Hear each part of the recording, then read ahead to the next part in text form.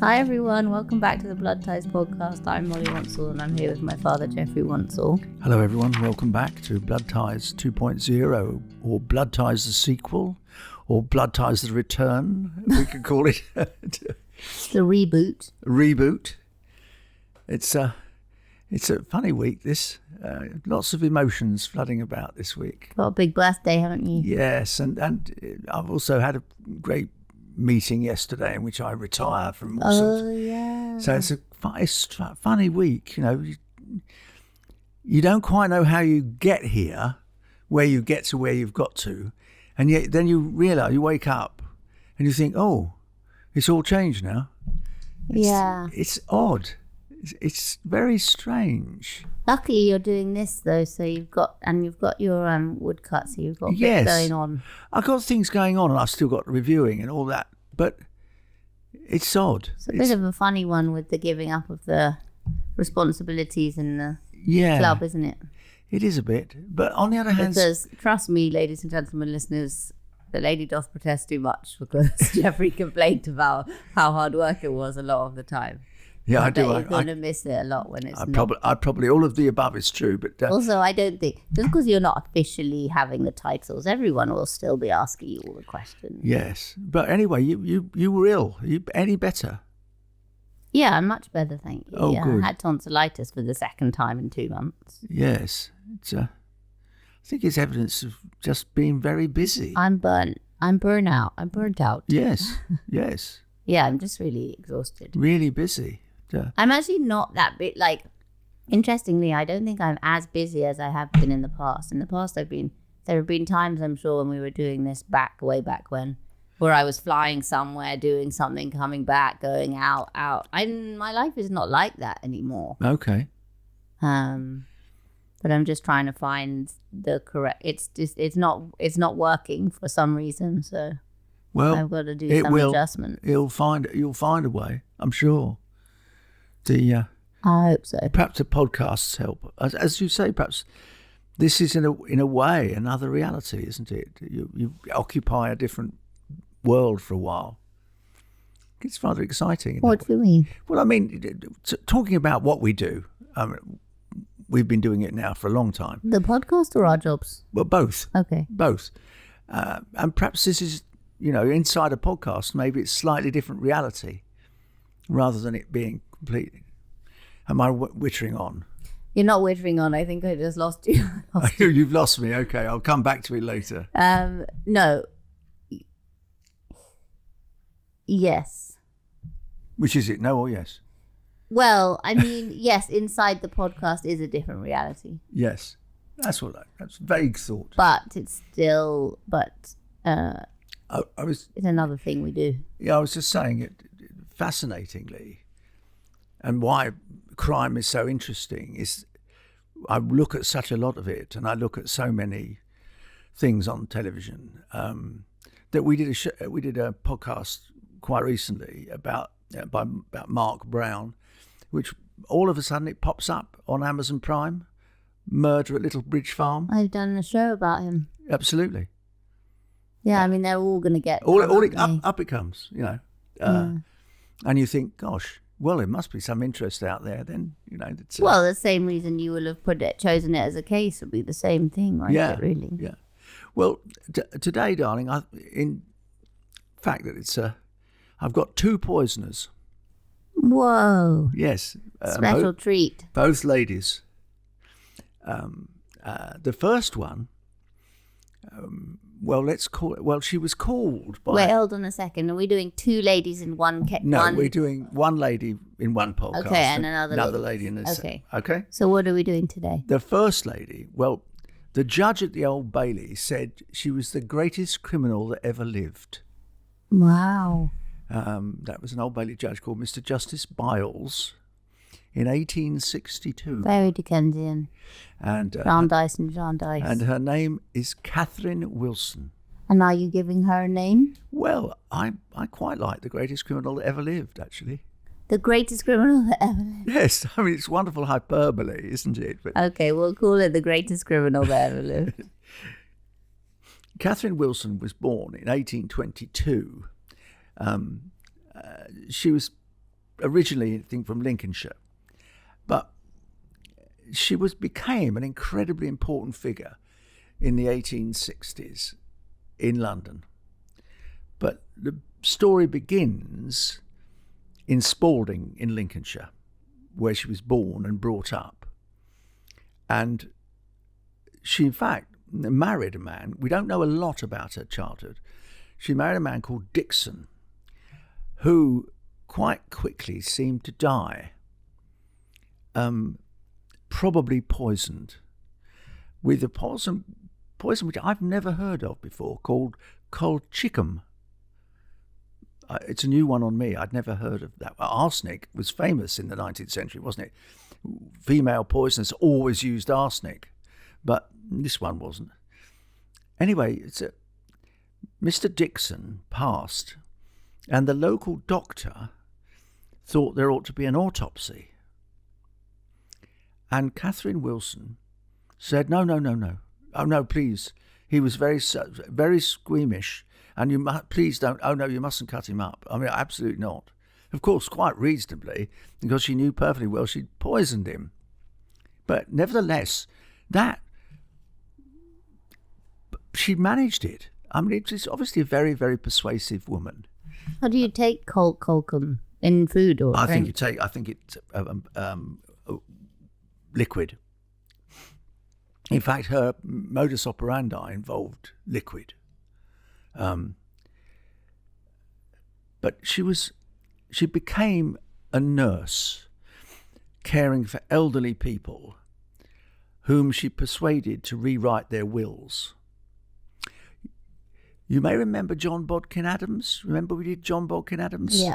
He was the doctor in Eastbourne who persuaded his elderly patients to leave him their Rolls Royces. Yeah, I remember. He ended up with 3 Rolls Royces and he was tried and got off. He was the richest doctor in Eastbourne, it was always said. I went to visit his house the last time I went to Eastbourne. It's a wonderful house. Anyway, this lady got a job looking after elderly. I mean, we've talked about people who nurse before, haven't we? That there is sometimes that rather strange wanting to care for someone at the same time wanting to control them. We've talked about it a lot. Angels of death. Angels of death, yes. It's still happening. It's still happening. Of course it is, yeah. Well, then in 1862, Catherine Wilson goes to work for a lady called Mrs. Carnell, who duly rewrote her will in Catherine's favour. Well, then Catherine said, "Oh, don't worry, I'll look after you." And she brought Mrs. Carnell what she called a soothing draught. It'll warm you, darling. You'll be better. You'll feel better. Well, Mrs. Carnell took one sip of this soothing draught and spat it out on the bedclothes. She was in bed, spat it out on the bedclothes, and the bedclothes started to disintegrate. Oh. It was sulfuric acid, enough sulfuric acid to kill about 50 people. It was evidence of Catherine Wilson's kind of confidence. She was always going to succeed. It was always going to be, I can do it. I can do it. I can pull this off. And it's said, and it's very difficult to put your finger on it now, it's said that she killed probably 7, 8, 9 people. Anyway, Mrs. Carnell survived, and the good Catherine was taken to the Old Bailey for a trial. The soothing draught, well, wasn't at all soothing, and she quite rightly spat it out and burnt the bedclothes. She went this first trial for a wonderful man called Lord Bramwell. She was tried before him, and she claimed in the trial that she'd been given the wrong medicine by the pharmacist. He gave me the wrong bottle and I didn't know. Now, the prosecution poured endless criticism on. That's absolutely nonsense. I mean, that strong amount of sulfuric acid, it was impossible to get it wrong. No, she said, I didn't. And she was a very, very persuasive lady. And believe it or not, to the astonishment of the Old Bailey and the judge, the jury found her not guilty. I mean... Not guilty? Not guilty, no. In spite of the sulfuric acid, and nobody disagreed that it was sulfuric acid. She insisted it wasn't her, that she'd made a mistake and just given the poison that the pharmacist had given her by mistake. However, by this time, Catherine Wilson's reputation had, how can I put it politely, had spread. And no sooner had she been declared not guilty and she left the dock, she was then rearrested because the police of the day had been examining 7 other cases. So remember, this is a time she's born just after the Napoleonic War. England is in a state of transition. The Industrial Revolution is just gathering pace. The first Reform Act, we're still talking about women's place in society is not what it has become. It's a very much different, very much hierarchical. And to some extent, she was very... I'm not forgiving the crimes. All I'm saying is that she was very strong, independent woman with her own clear view. Only she chose to make it poisoning. That was her way of... Okay, so she's rearrested. Still in 1862. And she goes back on trial. This time for the murder of 1 of the 7. These are all people that she's looked at. That's quote, right. Quotes, looked after. All of whom have changed their will in her favour. The second trial begins the 25th of September 1862, before the famous Mr. Justice Byles, who was actually quite a well-known Old Bailey judge at that time.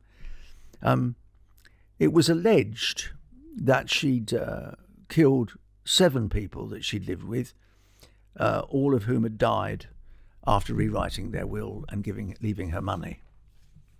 But that allegation was not specifically put to the jury.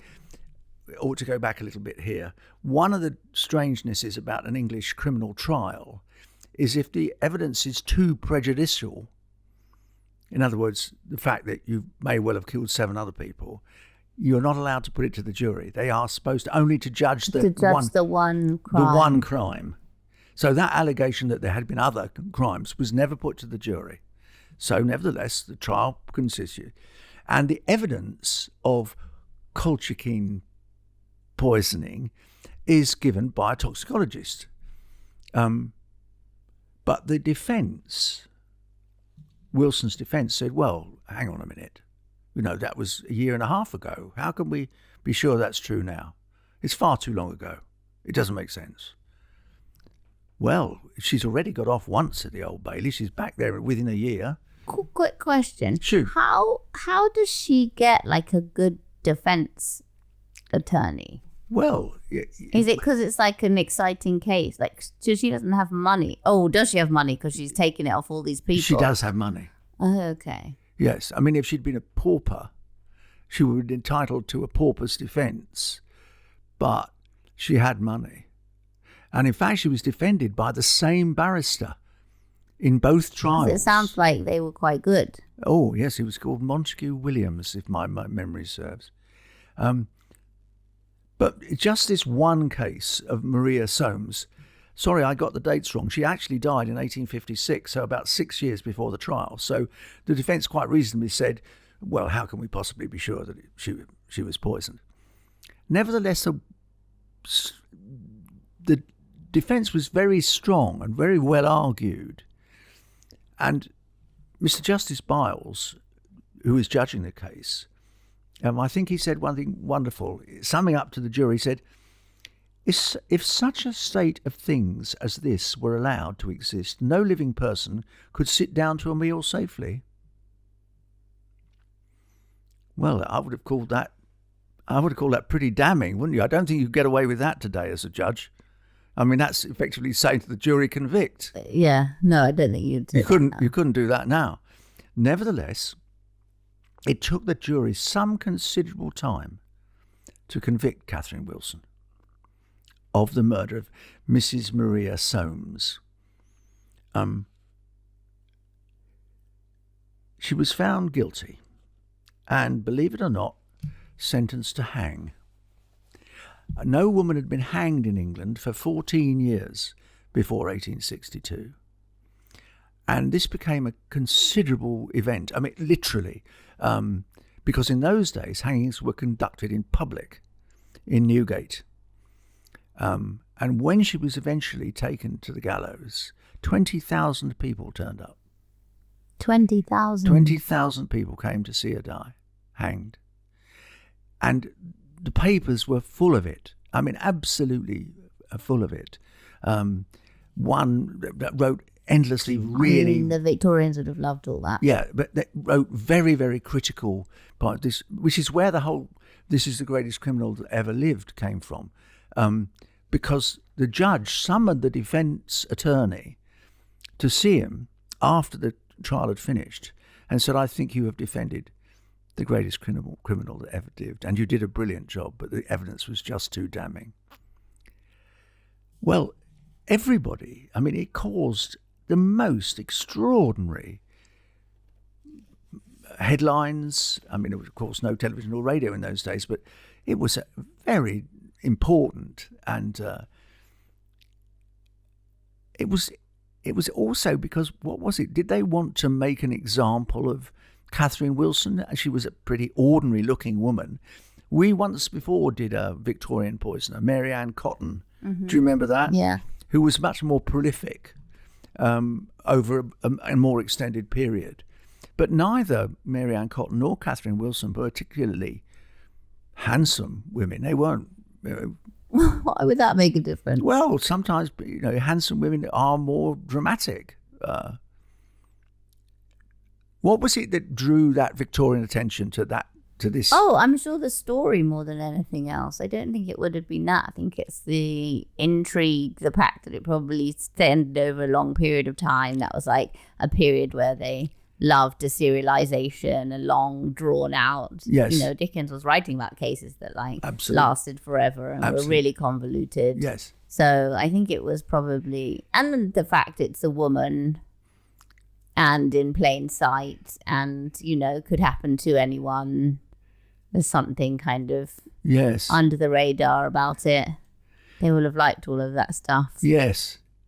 But why was it? I mean, it was extraordinary. One newspaper at the time went so far as to say her career was one of unyielding yet complicated vice. She was as foul in life as bloody in hand. She was a cold-blooded and systematic murderess, as well as a deliberate and treacherous robber. I mean, this is... fair.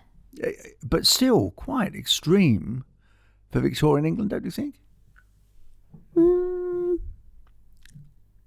I don't know. Do you think that was extreme? I mean, they loved drama and all of the above, but yeah. This is poster paint bright. Well, she's done something pretty bad. I mean, she's only convicted of killing one woman, although everybody believed that she killed several others. And indeed... Probably is preying on the weak. Or preying on the vulnerable, the elderly. Yeah. Yes. Well, and that maybe it's the thing you talk about all the time, which is maybe the whole point is that the thing you say about people not having tails or whatever, it's one thing having a Jack the Ripper style murder where it's all very violence against women and gruesome and grotesque and stuff. Yes. It's a bit different to have something that's kind of... Well, this is... I'm not sure if Richard Osman would put it in the cozy crime. I don't think you'd put her in cozy crime. But because it was very carefully premeditated, wasn't it? I mean, she did it deliberately and she did it persistently. She wasn't, what a sort of random, I don't like him, so I'll get rid of him. It was very carefully thought out and successful. And yet, she was hanged at the age of 39. I mean, she wasn't an old woman by the time. Cotton lived much longer. It's interesting that she was this. Maybe there's more going on with it then, because maybe there's more mental health related to it. If she got so into the habit of it, she got found out so early on. Yeah. Do you know what I mean? Yes. Oftentimes with the angels of death type situations, well, more specifically when it's in their doctors or nurses, it takes longer. But it's the vulnerability of it, isn't it? It's the vulnerability of the old people, just like the vulnerability of tiny children. That's what people find hard to get to grips with. Pick on somebody your own age, so to speak, rather than just picking somebody who's bedridden or very, very ill or very, very old, or indeed tiny. In the case of Beverly Allitt. But there is something that we don't talk about many female murderers. No. And interestingly, I've been thinking a lot about like how often we end up talking about violence against women because invariably that's what happens. Yes. But yeah, you don't get it as much the other way around, and the victims are very different. Yes. Yeah. And because it's not expected, women don't kill, they nurture, that they're supposedly loving.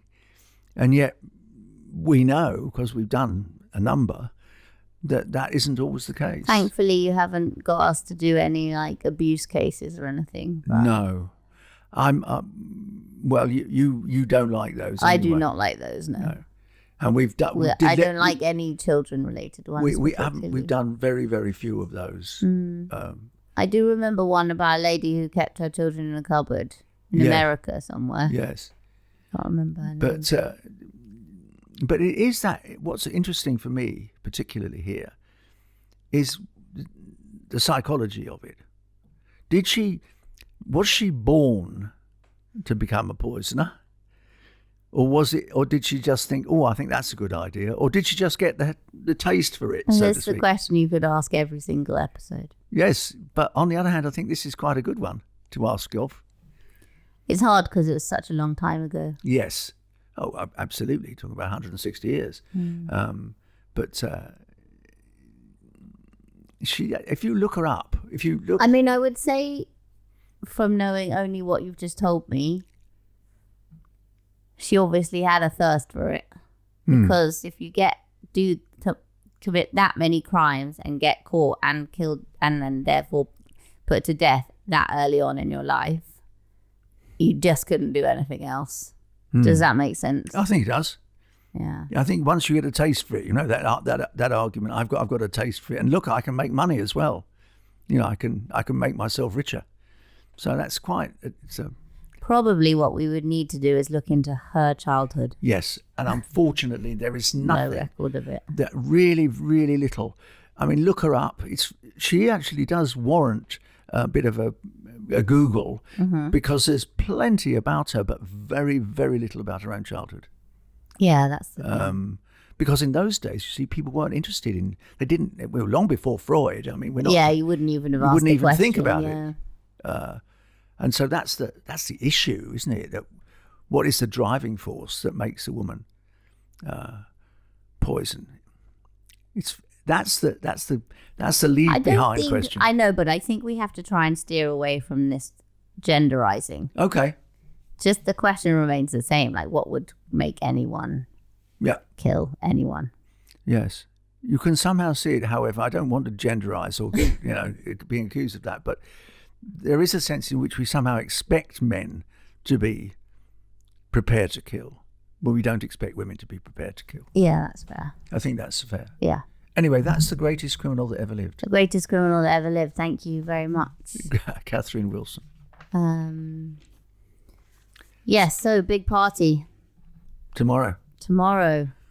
Yes. How Have you got your streamers, your little hats to wear? No. Your big badge? No big badge. No balloons. Geoffrey absolutely hates anything to do with it. He loves parties and people getting together and having a good time. But you will absolutely not find a streamer, a party popper, a hat, a balloon, or any of the above. None of the above. So I do plan to arrive at the party with 2 giant balloons stating your age, helium that we can put behind your chair. Oh no. And a big badge. Oh no, please. Yeah, please. one of those huge ones. It's like the size of a small saucer. Oh no. Today's my birthday. I promise I'm going to throw it away. I know I wouldn't do it. You wouldn't do it, but waste of money. Anyway, darling, what are you doing this summer? Weren't you going to Pembrokeshire? Yeah, next week. Next week? Oh, that's nice. I've always admired Pembrokeshire. I've only been there about once, but it's got that fantastic case, hasn't it? The dating game killer. Which one? The bullseye killer. The bullseye killer, yeah. Because remember that we killed 2 people on the Pembrokeshire Path. On the coast, yeah. Yeah. It's very beautiful. I'm going to think less about crime when I'm there. Try not to. Yeah. Yes. But those were particularly nasty crimes. Yeah. I'm only going for like 3 days. I don't have any summer plans, really. No, neither do I. I'm going to go to some exhibitions. I went to the... what's it called? Summer exhibition at the Royal Academy. I've never been before. What do you think? There's a lot of pieces of art in there. Yes. There were 1,700, just over 1,700 pieces of art in there. Yes. I gave up on the summer exhibition. It that's became overwhelming. What Mum said. Well, I've never been before. I don't know if I'd go again. It was interesting to go. I like the fact that there's pieces of art that you could buy and that feel very affordable. And obviously now, you get the little catalogue. For anyone who doesn't know, well, how would you describe the summer exhibition? Well, it's held at the Royal Academy in Piccadilly. It is supposed to celebrate British artists, and anybody can submit works for consideration by the Academy to be hung in the exhibition. But it's still quite difficult to get chosen, believe it or not. I mean, there may be 1,700 pieces. But a lot more are submitted. Yeah. And there's a particularly famous drawing, I think it's by Whistler, of them choosing. Yeah, there's quite a lot actually of pictures of it in the past. And I don't know, when did it start? Because all the pre-Raphaelite, all the sort of most famous artists, and they all hung in there. Well, it was certainly early Victorian thing. Early 19th century, maybe just before Victoria. Maybe just before. It's a very Victorian, what do you think of the quality of vibe? I really liked it. Yeah, I like that there's such variation. I loved the way it was curated. I thought it was hung really nicely, and like the way they'd put all of the similar kind of arts together was good, because I could just skip out on the ones which are just bright colours. Okay. And the fact that you can like buy them, and they're not like wildly. There are some that are affordable, but there were like Tracy Emin's and Grayson Perry's and stuff in there. Sure, but was it really busy? It was so busy. Yeah. I went at 10 o'clock on Sunday. It opens at 10, and it was heaving. Yeah. That's one of the things that put me off it recently, more recent years, is that it got so busy. If you get in at 10, it's okay. By the time we left, it was just like, impossible. Yeah. You can't even see the art. There's so many but people. Now you just go online and you can look at all of the pictures, and like all the catalogue is online, and you can purchase them online. You don't even need to go. Not that you shouldn't, but you know what I mean? It's amazing. So what's that? Is that the Royal Academy website? Yeah. It's really clever. I just got my little book out last night. I was going through some of them and looking them up. But yeah, I want to go to the Cartier exhibition at the V&A, and there's a Edwardians exhibition at Buckingham Palace. I love the Buckingham Palace exhibitions because they've got such good archive. Yeah. They've just got the Royal Collection is just incredible. So I'm going to go to that. I'm going to go to the Grayson Perry at the Wallace Collection. I'm just going to spend my summer at exhibitions. Yes. I ran into Grayson. Did you? Yeah. He was enormously good fun. Yeah, I've met him once at a party. He's really cool. Really nice man. I like him so much. And great, and I like your work too. I had, I've got 2 of his scarves that Mum gave me that he did that I've had framed. Lovely. Because it's like the best way. I wasn't be able to afford a Grayson Terrier otherwise. No. Yeah.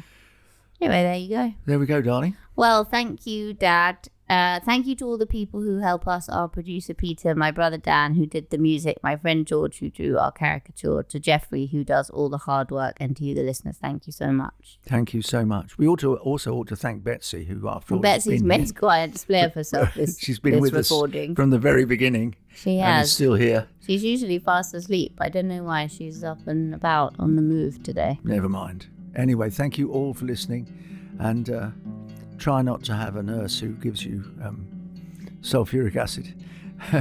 And do try and be careful out there.